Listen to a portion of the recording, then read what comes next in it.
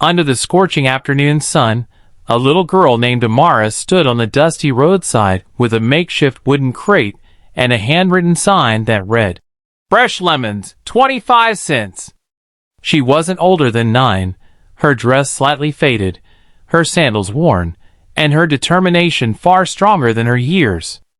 Every day after school, she stood at that very corner, gently shouting to passing cars, offering them a paper cup of lemonade or a handful of bright yellow lemons.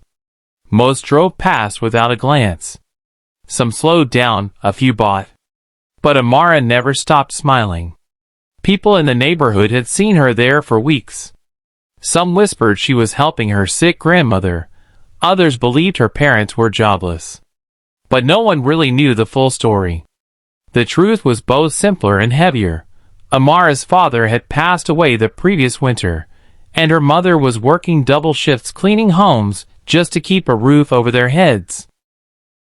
Amara had started selling lemons to help with groceries and, more secretly, to buy her mother a proper birthday cake, something they hadn't had in 2 years. One Thursday evening, just as she was packing up to leave, a long black limousine crawled to a stop in front of her stand. The windows were tinted, and for a moment, Amara thought it was a mistake. No rich person in a limousine ever stopped here. She nervously straightened her sign. The driver stepped out first, then walked to the back door and opened it.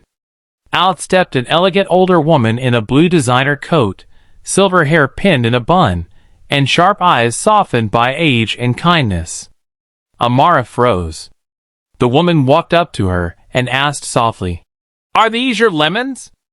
Amara nodded, clutching the coins she had earned that day. The woman didn't buy a cup or even one lemon. Instead, she crouched down and asked, "Why are you really out here, sweetheart?"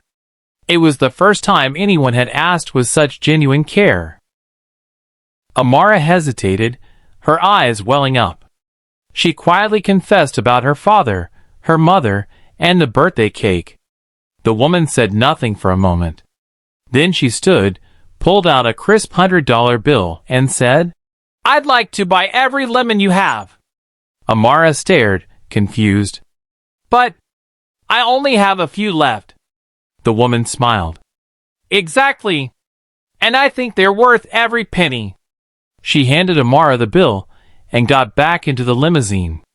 But before the car pulled away, she rolled down the window and said something that stuck with Amara. "I used to sell flowers by the road too." That night, Amara ran home, holding the $100 bill like it was a treasure. Her mother was shocked, overwhelmed, and nearly cried when Amara handed it over. They bought groceries, paid a little towards the overdue gas bill, and yes, they finally got a birthday cake. It wasn't just about the money. It was the first spark of hope they had felt in months. Days turned into weeks. Amara kept selling her lemons, but her spot began drawing more attention. Local papers ran a short feature on the Lemon Girl after a customer posted about her on social media. People started coming by just to support her. Then one morning, another surprise.